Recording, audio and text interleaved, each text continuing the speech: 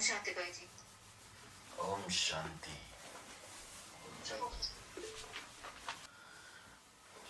VCD 1909, मुरली तारीख 12 मई 1965। बाबा ने व्याख्या की थी 3 अक्टूबर 2017। प्रातः क्लास चल रहा था 12 मई 1965। मंगलवार को 8वें पेज के आदि में बात चल रही थी। जैसे कोई बाप कहते, ए सुअर के बच्चे, तो कोई श्रूड बुद्धि बच्चा होगा, वो क्या कहेगा? अगर हम सुअर के बच्चे हैं तो आप सुअर हो। तो बाबा ने दृष्टांत दिया था। एक मैजिस्ट्रेट के सामने एक व्यक्ति गया, तो मैजिस्ट्रेट ने उसको कहा, एक गधे का बच्चा। तो उसने बोला, साहब हम गधे का बच्चा तो आप भी गधे के बच्चे, अगर हम गधा तो आप भी गधे। अखबारों में कभी कभी ये पढ़ते हैं, कोई पढ़ते हैं,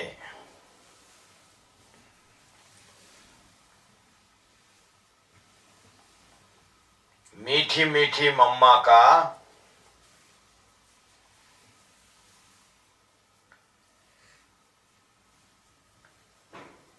मीठी मीठी याद।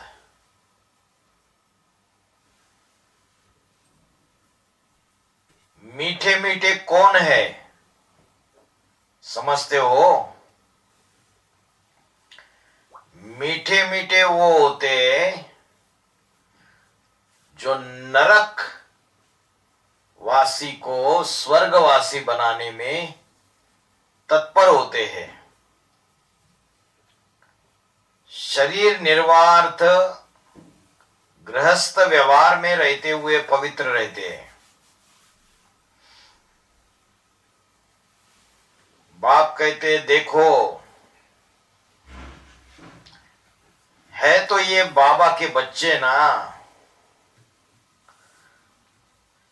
तो प्रजापिता ब्रह्मा भी बड़ा गृहस्थी हुआ या नहीं हुआ? कितने सारे बच्चों की पालना करनी होती है। बाबा कहते, इन सबकी भी संभाल करते, पढ़ाते करते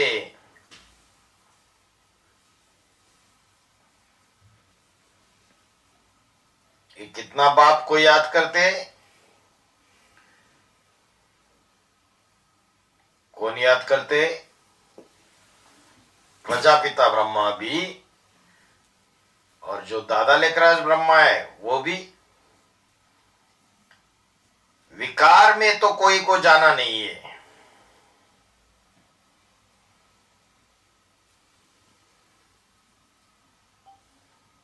गृहस्थ व्यवहार में रहते हुए विकार में तो न इनको जाना है न उनको।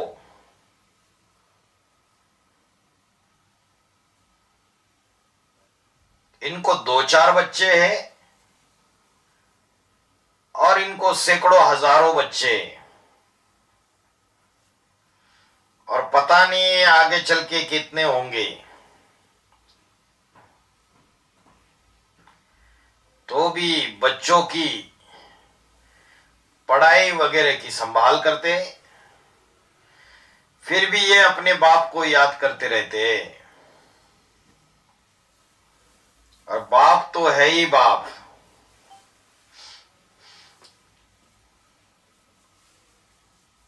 उनको तो कोई पुरुषार्थ करने की दरकार नहीं है। कौन से बाप को पुरुषार्थ करने की दरकार नहीं है? शिव बाप को, जो आत्माओं का बाप है, उनको कोई पुरुषार्थ नहीं करना होता है। पुरु मना शरीर और श मना शरीर में सोने वाला, शयन करने वाला। तो शिव को तो अपना शरीर है ही नहीं। जब शरीर ही नहीं है तो शरीर रूपी पुरी में आराम कैसे करेगा? तो कोई पुरुषार्थ नहीं करते हैं। और इनको तो पुरुषार्थ करना पड़ता है। इनको मना दो है, ब्रह्मा और प्रजापिता। तो इतने बच्चों को और प्रजापिता ब्रह्मा को भी पुरुषार्थ करना पड़ता है। जगदम्बा को भी पुरुषार्थ करना पड़ता है। इतने बच्चे होते हुए भी उनको संभालते, पढ़ाते, उनकी पालना करते, शिक्षा देते, फिर भी योग में रहना होता है ना। बाबा के मत्थे पे ज्यादा मामले है या गृहस्थियों को ज्यादा मामले होते हैं? बाबा के मत्थे पे ज्यादा मामले। इतने सारे बच्चों का संभाल करना। तो बोला तत्वम, तुम बच्चों को भी योग में रहना है। शिव बाबा को तो योग में नहीं रहना है, क्योंकि वो तो सदा संपन्न है, सदा शिव है। और वो सिखलाने वाला है ना। सिखलाने में कोई तकलीफ थोड़ी होती है। बच्चों को संभालना और योग में रहना कोई बड़ी बात नहीं है।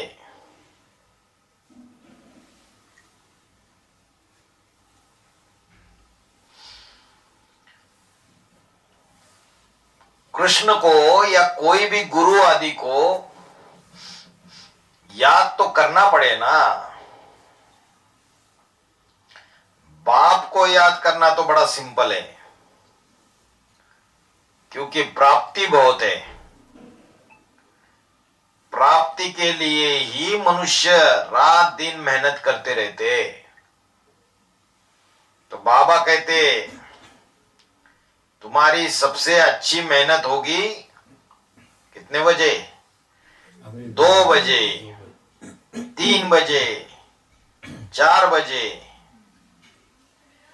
वहां से जब पक्के होते जाएंगे, फिर वो असर सारा दिन में भी पड़ता रहेगा। अमृत वेला अगर अच्छी याद आई, स्थिति अच्छी बनी, तो दिन भर स्थिति अच्छी रहेगी। और दिन भर स्थिति अच्छी होगी तो अमृत वेला भी अच्छी होगी। तो अरस परस है। इसलिए नाम रखा अमृत वेला। देखो, यह अमृतसर से आई है। वहां उस अमृत तालाब का कितना मान है। राजाएं भी आकर के वहां मिट्टी निकालते हैं। अब ये तो भक्ति मार्ग की बातें हो गई। बाकी है बच्चों की याद।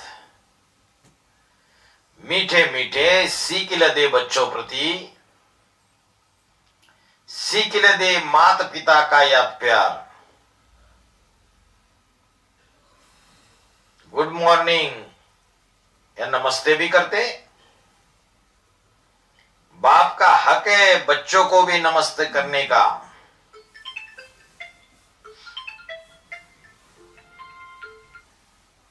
क्योंकि बाप सेवक है, सर्वेंट है।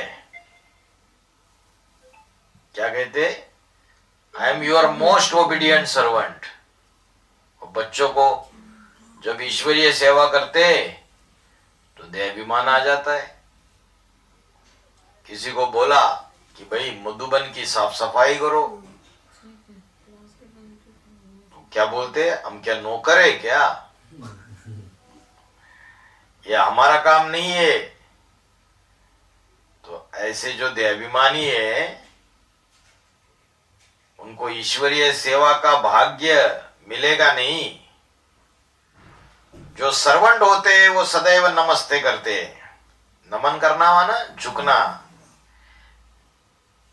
ऐसे समझाते रहते बाबा कि कितना निरंकारी होकर रहना चाहिए। सेवादारी को तो निरंकारी होना ही चाहिए। सबते सेवक धर्म कठोरा। सेवा की सेवा करो और जिसकी सेवा कर रहे हैं उसकी दो चार गालियां भी सुन के ले लो। देह का अहंकार आया और कुछ न कुछ विकर्म बना।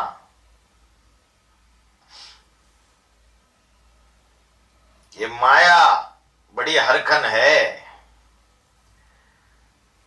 तो फिर उसे मिटाने में टाइम लगता है और देहाभिमानी बनने में टाइम लगता है। तुम जाते हो ना, निराकारी दुनिया में जाते हो। फिर जो जाते हैं उनको तो गोद देनी है।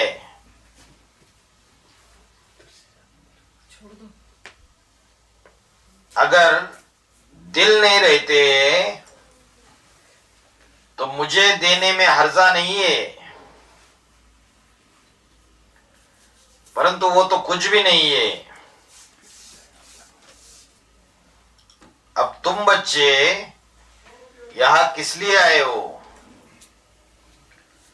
बाबा लिखते तुम बच्चे बादल बन करके आओ और सागर से भर करके जाओ। गो सुन कम सुन, ये बाबा का डायरेक्शन है।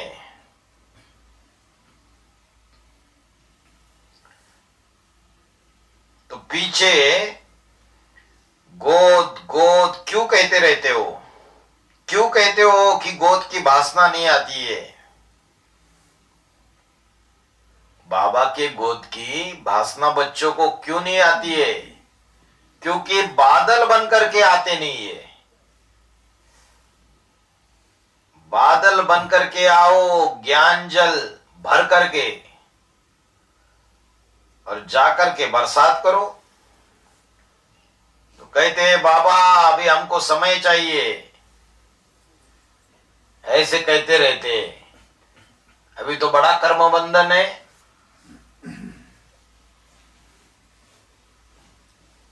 तुम बच्चे दुनिया में देखते जरूर हो, परंतु जो कुछ भी पढ़ा है, शास्त्र पढ़े, जप किए, तप किए, ये सभी भूल जाओ। क्योंकि अभी बाप के बन चुके तो दुनिया से मर चुके, और मर चुके तो देह तो रही नहीं। बाकी बन गए देही। किसके बच्चे बन गए? जो सदैव आत्मिक स्थिति में है उसके बच्चे बन गए, आत्मा बन गए। फिर बताओ मर जाने से क्या होगा? जो कुछ भी पड़ा हुआ है वो सब भूल जाएगा।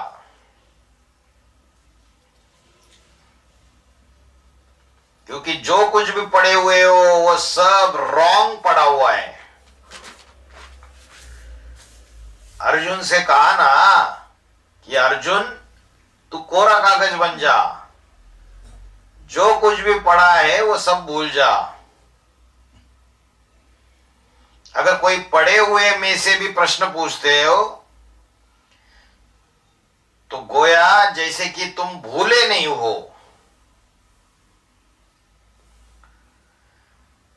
फिर भी उनको याद आता रहता है, शास्त्रों की बातें याद आती है कि रामायण में यह लिखा है, वेदों में यह लिखा है। अरे तुम तो मर गए ना, तो अशरीरी बन गए। तुमको वापस जाना है तो फिर पुरानी दुनिया को क्यों याद करते हो? भक्ति मार्ग की बातों को क्यों याद करते हो? इसको कहा जाता है देहाभिमान। बाबा वो घड़ी घड़ी कहते हैं देही अभिमानी भव।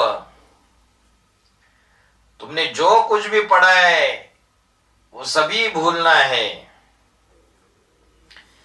क्योंकि अभी वापस जाना है। भक्ति मार्ग में जो कुछ भी पढ़े है, इस भक्ति को भूल जाओ, क्योंकि अभी तुमको ज्ञान मिल रहा है कि बाप को याद करो। बाप को याद करो और डेस्टिनेशन को याद करो। डेस्टिनेशन माना तुमको जहां जाना है, शांति धाम, सुखधाम, उस घर को याद करो। बाकी जो कुछ भी पढ़े हुए हो भूल जाओ, क्योंकि सतयुग में तो कुछ पढ़ने का है नहीं। तो अभी जो कुछ पढ़ा हुआ है वो भक्ति मार्ग पूरा हो जाता है। अगर कोई प्रश्न पूछते हैं कि गीता में ये लिखा है,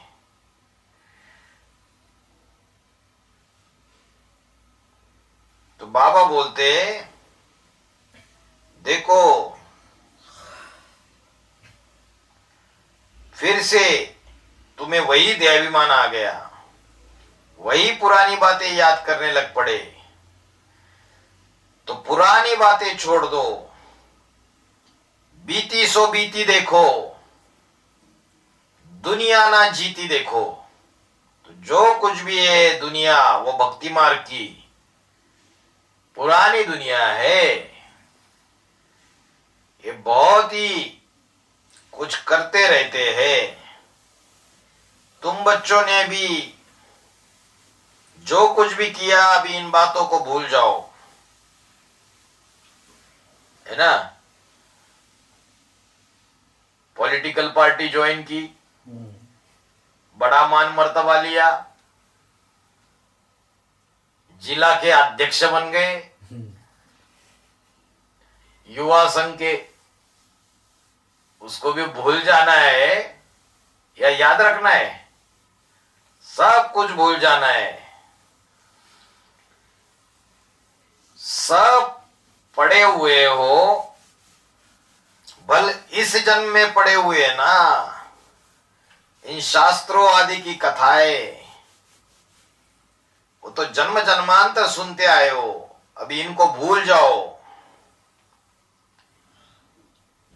क्योंकि जब ज्ञान सागर सब कुछ समझा रहा है, फिर तुम्हारे पास प्रश्न क्यों उठते? जबकि तुम्हारा बुद्धि योग है ही अपने घर वापस जाने का। ये बातें तुमको ज्ञान की याद तो है ना। तो जिस समय नाटक पूरा होता है,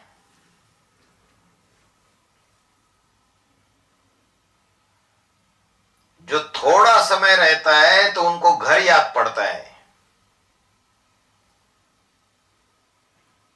या उनकी बुद्धि में सारा नाटक रहता है। कोई भी नाटक हो, माया मच्छंदर का नाटक, वो भी जब पूरा होता है तो घर याद पड़ता है। फिर बोलते पीछे वो रिपीट करेंगे, वो तो सब है हद की रिपीटेशन।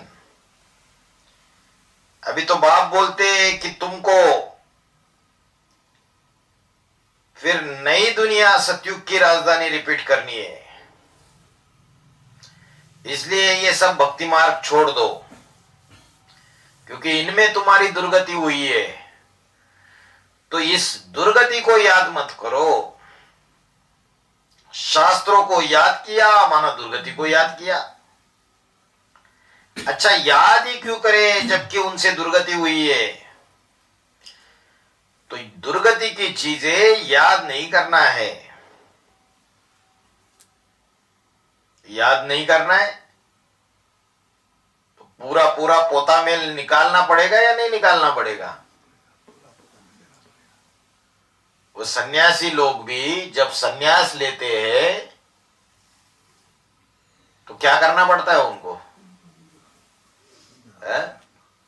पिंडदान करना पड़ता है। अपना खुद का लौकिक दुनिया जो उनके रिश्तेदार है, संबंधी है, उनसे भी मर गए पूरी तरीके से और खुद से भी मर गए। और यहां या तो भगवान बाप आया हुआ है, फिर भी बच्चे अपनी जो भी पुरानी बातें हैं उसका बोझा अपने पास ही रखते हैं, सागर में डालते नहीं है। तो फिर अवस्था अच्छी बनेगी? नहीं बनेगी। जो भी बोझा है वो बाप को देना है। वेदों में, शास्त्रों में यही दुर्गति की बातें। ये तो पढ़ते आए दुर्गति होती गई। ये तो बाप आकर के समझाते हैं, बाकी किसी के समझ में ये नहीं आया कि हजारों वर्ष शास्त्र पढ़ते पढ़ते नीचे गिरते आए। क्योंकि दुनिया को तो इन सब बातों का कुछ पता ही नहीं है।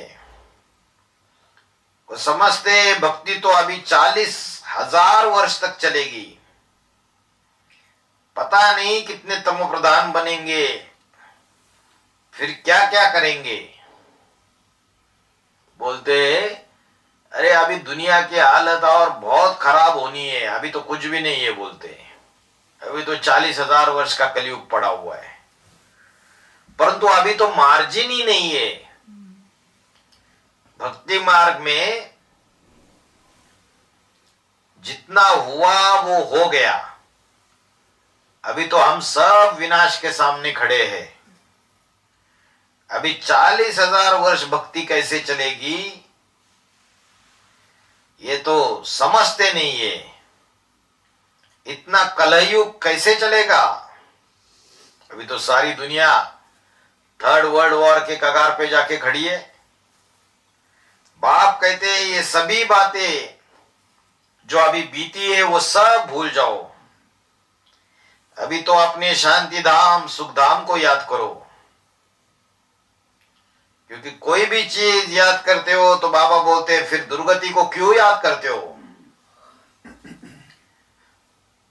तो देखो ये ज्ञान कितना कड़ा है।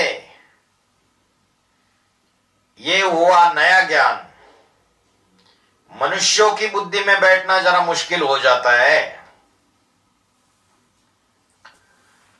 बैठेगा फिर भी उनकी बुद्धि में जो हमारे ब्राह्मण या दैवी कुल के होंगे, दूसरे कोई के बुद्धि में नहीं बैठेगा।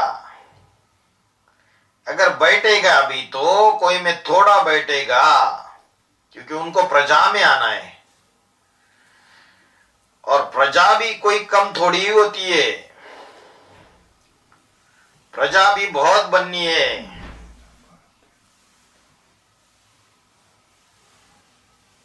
इसलिए बाबा कहते,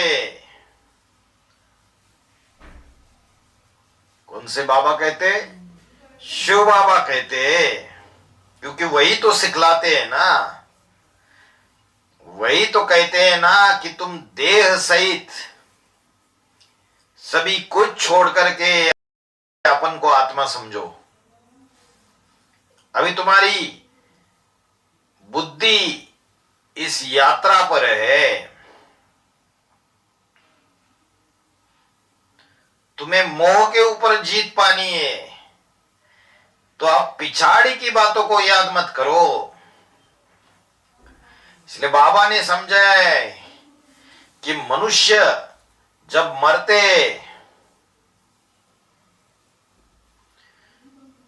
पहले जो सिर होता है ये इस तरफ में होता है, पीछे जब शमशान का दरवाजा आता है तो फिराए देते हैं। जब पहले उसकी आरती उठाते तो सिर शहर की तरफ होता है, शमशान की ओर जाते तो इस तरफ लात मार देते। हाँ, शहर को, भौतिक दुनिया को लात मार देते। तो ये अभी की यादगार है। तुम लोगों में भी यही दस्तूर होना चाहिए। इसलिए बोला, लौकिक संबंधियों को ना कुछ पूछना है ना उनकी मत पर चलना है। लेकिन कोई कोई होते ज्ञान में बड़े अच्छे चलते, लेकिन उनको समाज के, अपने रिश्तेदारों के, अपने परिवार वालों के लोकलाज की परवाह रहती है। क्या बोलेगा, ये क्या बोलेगा, वो क्या बोलेंगे। तो ये अभी की यादगार है।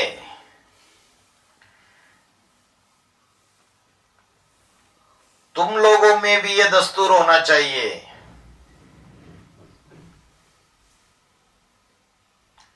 तुम आज भी इस बेहद की दुनिया से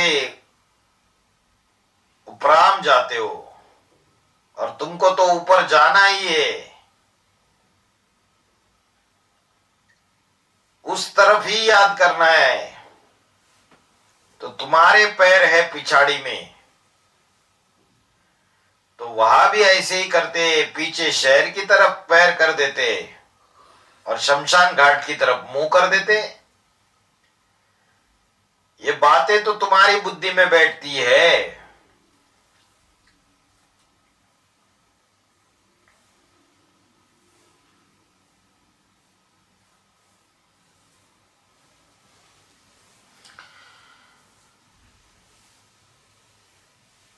ये बहुत कॉमन बात है। इस समय तुम जानते हो कि हमारा सिर ऊपर में है, माना बुद्धि ऊपर की ओर है। वो जो उल्लू लटके होते हैं पेड़ को, उनका सर कहाँ रहता है? जमीन, सर नीचे की ओर होता है, जमीन की तरफ, और पैर ऊपर होते। माना बुद्धि धरनी की तरफ है। और धरनी मतलब कन्या माता रूपी धरनी, ये भौतिक दुनिया। तो देखो, कृष्ण का चित्र बनाया, सिर ऊपर में है ना, और जो दुनिया है पिछाड़ी में उसको लात मारी हुई है। स्वर्ग की दुनिया जो ऊपर है ऊंची स्टेज में, उस तरफ मुख है, और नरक की दुनिया को लात मारते। तो देखो, हुबहू देखो, एक्यूरेट बात है ना। तो तुम भी हर बात को याद रखो कि जैसे हम वहां जा रहे हैं और इस पुरानी दुनिया की तरफ हमारी लात है, क्योंकि ये बिल्कुल ही छी डर्टी पुरानी दुनिया है। कौन कहता है ये डर्टी दुनिया है? ये आत्मा कहती है। वह देह अभिमानी जो है वो बोलते हैं कि हम अभी जा रहे साजन के पास, और तुम कहते हो हम जा रहे बाबा के पास। वो आया है हमको लेने के लिए, और हमको ये युक्ति बताते। ऐसी युक्ति दुनिया में और कोई बता ही नहीं सकते। कोई भी सन्यासी वगैरह इतना जन्म जन्मांतर क्या क्या समझाते रहे, ये सभी अपनी अपनी बातें समझाते। बोलते हैं अहम ब्रह्मास्मि शिवो हम, यानी हम ही ब्रह्म है, हम ही ईश्वर है। सारी रचना क्या हम ईश्वर है? ऐसे नहीं कहेंगे कि हम माया के बने। अगर माया के कहा तो मोआ भला। 5 विकारों के मालिक थोड़े ही कोई होते हैं। बाबा ने समझा दिया है कि कभी भी माया को धन नहीं समझना। लोग बोलते हैं ना, माया माना क्या? धन संपत्ति। धन को संपत्ति कहा जाता है। माया को तो अक्षर ही दूसरे देते। कहते हैं ना, इनके पास माया बहुत है। नेपाल में माया मतलब क्या है? माया शब्द का अर्थ क्या है नेपाल में? माया प्यारी है? अरे नेपाल में, नेपाली भाषा में माया, माया मतलब बहुत प्यारी। प्यार। तो बोला हिंदी में माया मतलब इनके पास बहुत माया है, धन संपत्ति। वास्तव में माया नहीं कहना चाहिए, कहना चाहिए इनके पास संपत्ति बहुत है। अगर कोई कहे कि इनके पास माया है तो समझा जाता है कि इनके पास 5 विकार बहुत है। तो ये संपत्ति और माया का भी कोई को पता नहीं पड़ता है। बाप बैठ करके समझाते कि बच्चे जितना हो सके ये जो कुछ भी पढ़ा है सब भूल जाओ। समझ तो सब गए कि सतयुग से लेकर के हमने यहां तक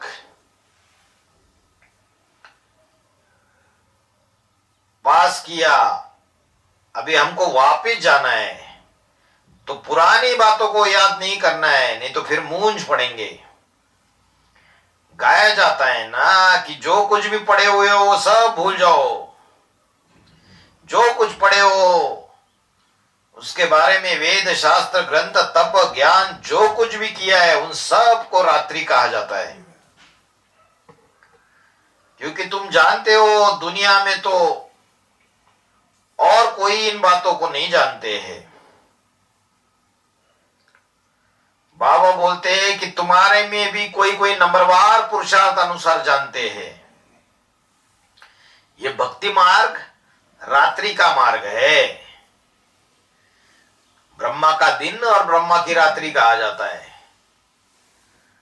तो इस पुरानी दुनिया से वैराग्य आना चाहिए, अपने शरीर से भी वैराग्य आना चाहिए। कितना पुराना है ये? 5000 साल पुराना शरीर है। कैसे 5000 साल पुराना?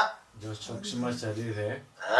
84 शरीर तो बदले, फिर 5000 साल पुराना शरीर कैसा? शरीर एक ही होता है या सिर्फ स्थूल शरीर ही शरीर होता है या सूक्ष्म शरीर भी शरीर माना जाता है? सूक्ष्म शरीर भी होता है। और जो सूक्ष्म शरीर होता है वो भले स्थूल शरीर बदल जाए लेकिन सूक्ष्म शरीर बदलता नहीं है। सूक्ष्म शरीर को सूक्ष्म इंद्रिया होती है तो उसमें कमजोरी आएगी या नहीं आएगी? आएगी। तो बोला अपने शरीर से भी वैराग्य आना चाहिए, सारी दुनिया से वैराग्य। वो सन्यासी कोई शरीर से वैराग्य नहीं करते, वो तो घर बार से वैराग्य करते हैं। वो खुद मुख से कहते हमने अर्थ और घर को त्याग किया है। धन दौलत घर बार बाल बच्चे सबको त्याग दिया।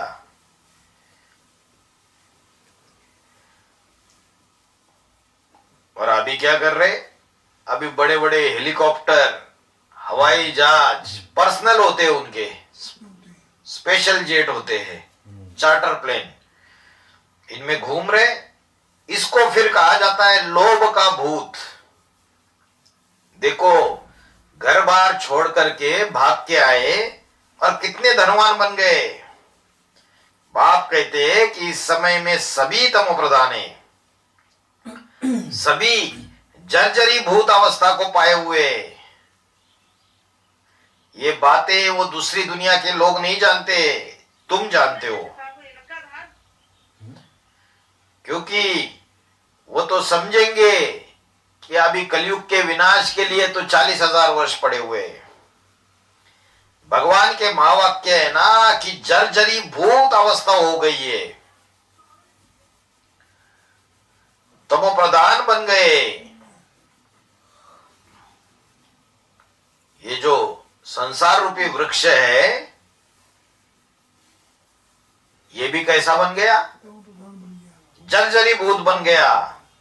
तो इसको ये बाहर की दुनिया वाले कोई तमो प्रधान नहीं कहते।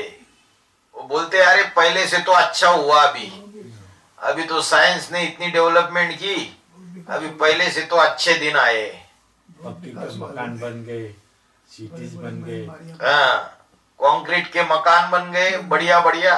पहले मिट्टी के होते थे, एरोप्लेन में घूम रहे हैं, गोबर की लिपाई होती थी, पुताई होती थी।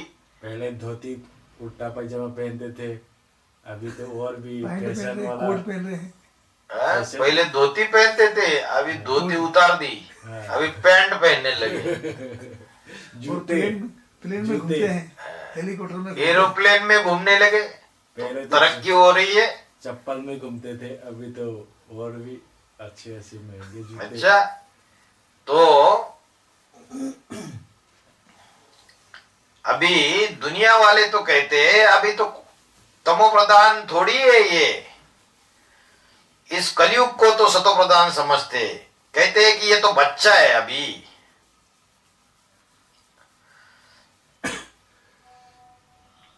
जब एकदम झुर्रिया पड़ती है, उनको बूढ़ा कहा जाता है, तमो प्रधान कहा जाता है।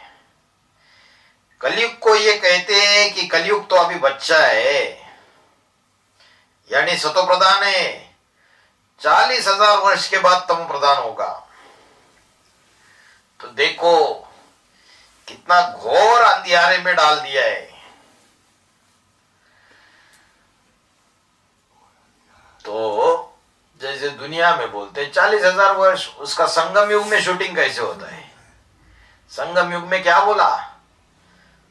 तमो प्रधान से सतो प्रधान बनने के लिए 40 से 50 साल लगते हैं। तो 76 से 40 वर्ष जोड़ दिए, जब बाप की प्रत्यक्षता होती है।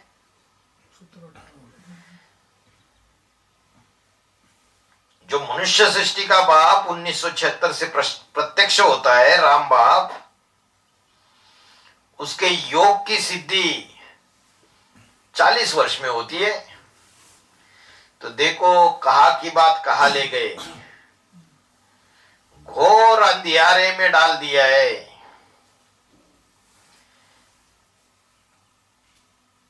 अभी तुम किसी को बोलते हो तो ये सभी विद्वान पंडित आचार्य, उनको कहते हो कि ये शास्त्र सब झूठे हैं, तो वो कहते शास्त्र झूठे और तुम सच्चे हो। वो कहते तुम तो सनातन धर्म के विरोधी हो, वैदिक धर्म के विरोधी हो, तुम हिंदू ही नहीं हो। तो उनको कह देना, तुम खुद ही कहते हो ना, झूठी माया झूठी काया झूठा सब संसार। तो जरूर सभी झूठ बोलते होंगे। तुम सभी लोग कहते हो ना पतित पावना हो, तो सब पतित है ना। पतित तो भ्रष्टाचारी ही होते हैं ना,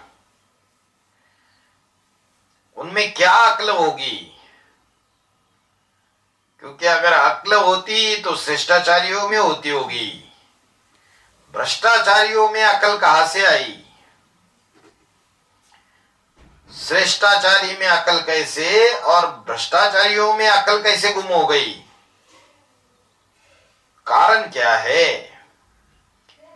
क्योंकि भ्रष्टाचारी जो है वो भ्रष्ट इंद्रियों से कर्म करते करते उनकी बुद्धि कैसे हो जाती है? जामड़ी हो जाती है।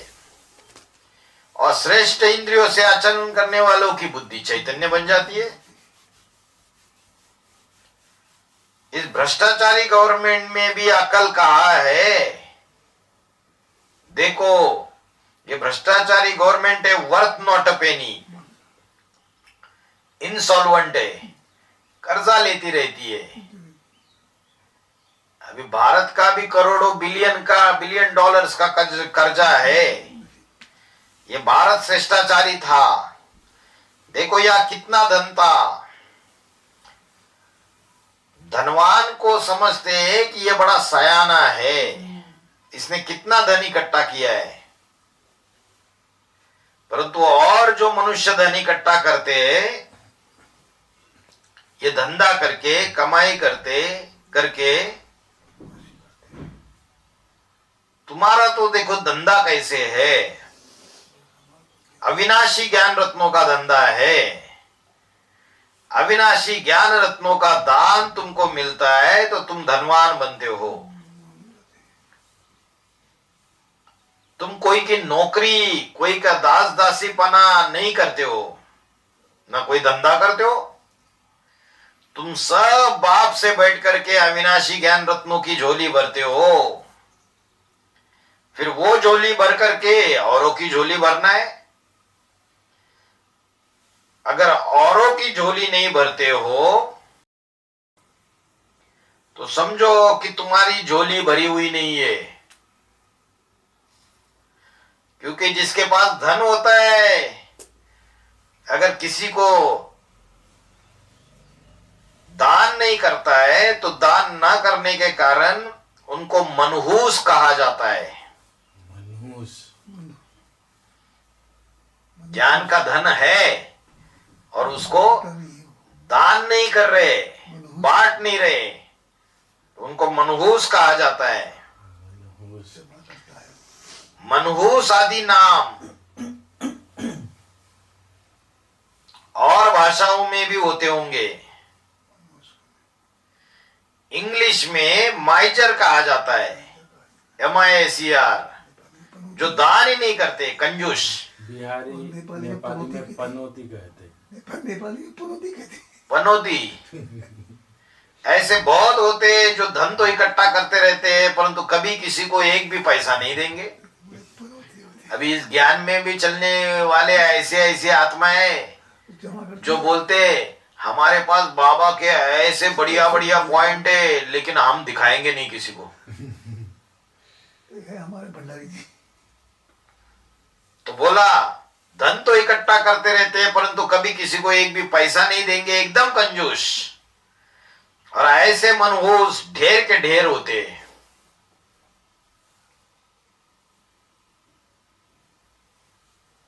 बाबा ने तो बोला ज्ञान का दान दिए बगैर, किसी को ज्ञान सुनाए बगैर तुम बच्चों को एक निवाला, अन्न का निवाला भी नहीं खाना चाहिए। बाप अभी बोलते हैं कि तुम जानते हो कि बाबा को प्रिय भी वही लगते जो धन लेकर के बुद्धि रूपी गोल्डन तिजोरी में रख करके भर करके औरों को समझाते रहते। द्रव्य दानात ज्ञान दान विशेष्यते, भगवत गीता में बोला है। कोई धन का दान करता है और कोई ज्ञान का दान करता है, तो कौन विशेष है? ज्ञान का दान। कभी भी कोई सन्यासी आवे तो उनको बोलो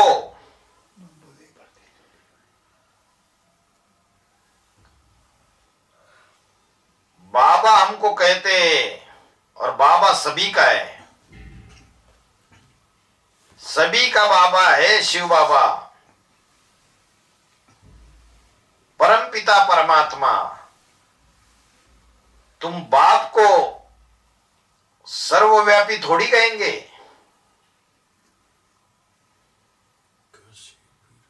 क्योंकि बाप की श्रीमत पर बच्चों को चलना ही है, तभी श्रेष्ठ बनेंगे। अगर सर्वव्यापी कहेंगे तो कुछ भी श्रीमत नहीं लेनी होती है। अगर मत लिए पीछे सर्वव्यापी है तो मत लिए तो बेड़ा पार, पीछे बेड़ा ही गर्क हो जाता है जब सर्वव्यापी कह देते। बाप को तो बाप ही मानना पड़ता है। क्या बोला? बाप को बाप मानना पड़ता है। बस बाप ही है, बाप तो बाप। पीछे बेड़ा ही गर्क हो जाता है जब सर्वव्यापी कह देते।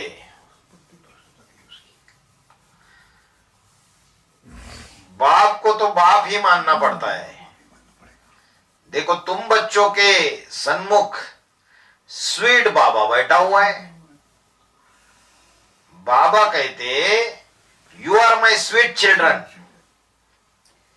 मेरे जो मुखवंशावली बच्चे हैं, जो मुखवंशावली बच्चे थे बाबा के, उनको तो भगा दिया। वास्तव में वो मुखवंशावली नहीं थे, कुखवंशावली थे। तुम स्वीट मुखवंशावली हो, एकदम बहुत स्वीट हो। इसने भी तो भगा दिया ना, साकार ने अपने साकार बच्चों को भगा दिया ना। जो ब्रह्मा बाबा थे उन्होंने क्या कर दिया? अपने लौकिक बच्चों को भगा दिया। और नारायण दादा बोला हमको धन दे दो। बाबा ने बोला कोई फूटी कौड़ी नहीं मिलेगी। अगर ज्ञान में चलना है तो यज्ञ से परवरिश होगी, नहीं तो कुछ नहीं फूटा। कमाओ और खाओ, यहां से यज्ञ से कुछ नहीं मिलेगा। वो तो विकारी है। शिव बाबा की श्रीमत पर नहीं चलते तो प्रजापिता ब्रह्मा की भी मत पर नहीं चलते। प्रजापिता ब्रह्मा की मत सो श्रीमत ऐसे ही कहेंगे ना, तो वो नहीं चलते, पवित्र नहीं बनते, एकदम वर्थ नॉट अ पेनी। बाबा तो बहुत कड़े कड़े शब्द कहते हैं। अरे गुरु नानक भी कहते हैं कि ये भाड़ खाते, मूत पलित कपड़ धोती, असंख्य चोर हरामखोर। शंख चोर। महात्माओं को ऐसे थोड़ी ही कहना चाहिए। ये तो सिखों के गुरु है, वो कह देते हैं कि असंख्य चोर हरामखोर। असंख्य पापी पाप करके जा करके असंख्य निंदक सिर धरे भार। निंदक किसको कहते हैं? जो कहते हैं भगवान सर्वव्यापी है।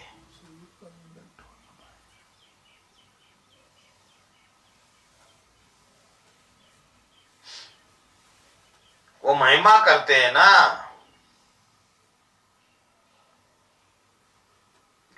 भारत में जो भी धर्म है तो वो है सिख धर्म, जो सच्चाई बात को डंके की चोट पे कहते हैं। नानक के लिए क्या बोला? सच्ची बात को कभी ना नहीं कहते हैं। शिवाजी को भी मानते, फलाने को भी मानते, झांसी की रानी को भी पूछते। देखो शिव बाबा को तो कोई भी नहीं जानते हैं। अभी तुम बच्चे समझते हो ना, शिव बाबा की इतनी महिमा तो इस समय में हो ही नहीं सकेगी।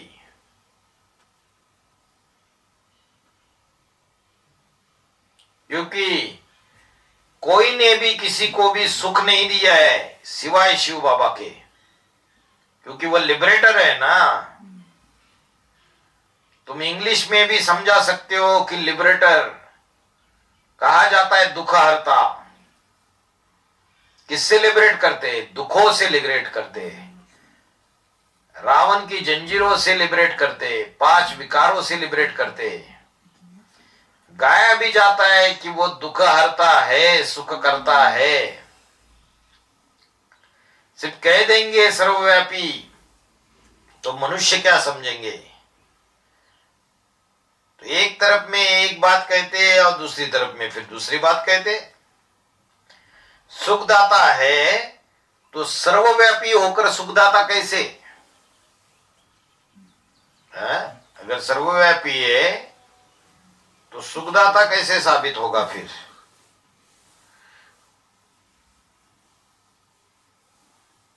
सर्व में तो विकार भरे हुए, भूत है विकारों के, दुखदाई है। एक बात कहते हैं पतित पावना हो, फिर कहते सर्वव्यापी है, माना खुद ही पतित है। ये है कितनी सहज बाती समझने की। इसलिए इनको कहा जाता है बिल्कुल ही पत्थर बुद्धि। तो पत्थर बुद्धि जो है ये सन्यासी, ये कोई अपन को पत्थर बुद्धि समझते थोड़ी है। इनको तो अहंकार रहता है अपने ज्ञान का।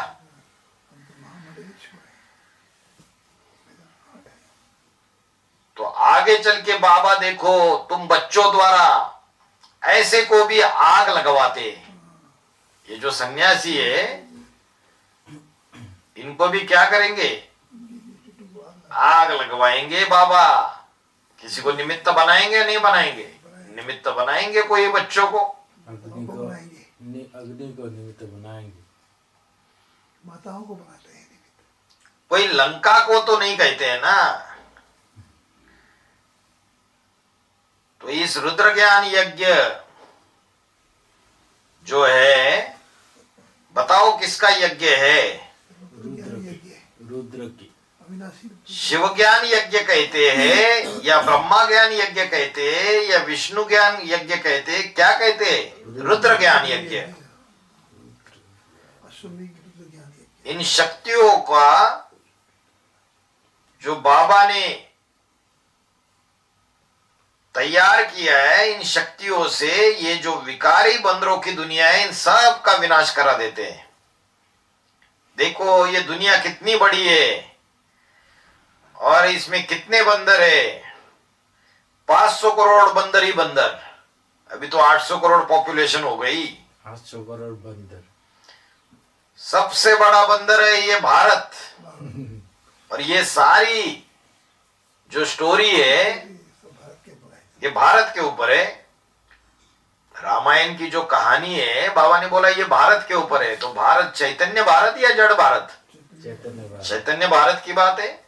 तो सबसे बड़ा बंदर है। और बड़ा बंदर पकड़ में आता है क्या? नहीं आता है। हनुमान। तो बोला कभी मंदिर लायक थे, अभी बंदर बने। तो जब भी तुम भारत की स्टोरी बताओ, भारत सुखधाम, फिर भारत ही दुखधाम बनता है। और हम है रहने वाले शांति धाम के। इतनी बात भी तुम याद करते रहो और सबको यही बताते रहो। ये तो भूल गए कि भारत सुखधाम था। अभी तुम जानते हो कि भारत दुखधाम है। हम आत्माएं तो शांति धाम की रहने वाली है। हम आत्माएं सुखधाम में थे, इस शरीर के साथ सुख भोगते थे। और जब रावण के राज्य में आते तो 5 विकारों में फंस जाते, काम क्रोध लोभ मोह अहंकार में। फिर दुख भोगने लगते। फिर बाबा आते तो तुमको दुख से छुड़ाए, विकारों से छुड़ाए, शांति धाम में ले जाते। अब ये तो बिल्कुल सहज बात है। तो बस क्या करना, वो जो शास्त्रों की दूसरी बातें है बुद्धि में बैठी हुई, वो सारी भूलते जाओ। शास्त्रों में क्या लिखा है, ये क्या है, ये तो बहुत ही लिखा हुआ है। शास्त्र ढेर है। जितने गुरु होंगे उतने शास्त्र होंगे। और गुरु कितने होंगे? करोड़ों गुरु होंगे। वास्तव में भारत के तो सभी पुरुष गुरु है, क्योंकि स्त्री का पति भी गुरु ईश्वर। तो देखो गुरु ही गुरु है। गुरु है तो अपनी गुरुडम चलाते।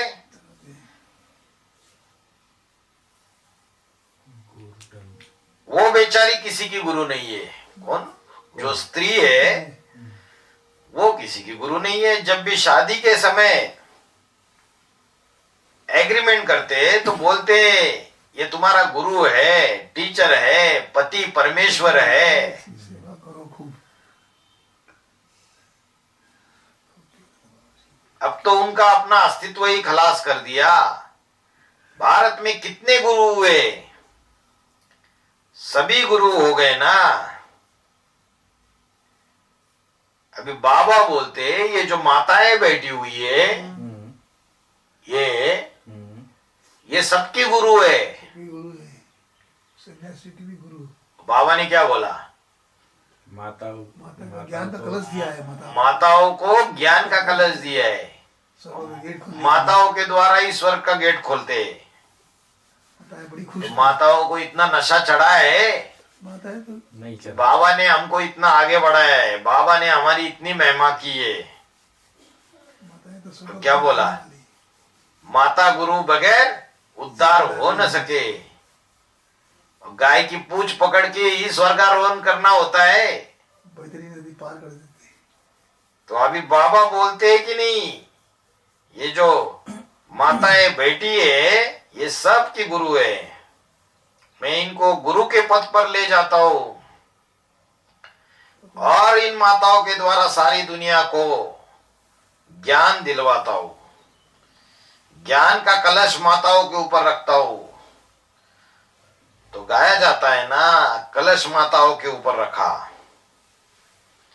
ओम शांति। ओम शांति। बहुत माताओं को कन्या को माता बना देता हूँ, फिर माताओं को कन्या बना देता हूँ। तो भाग्यमानी है। तो ज्ञान कलश तो कन्या को दिया हुआ। हाँ,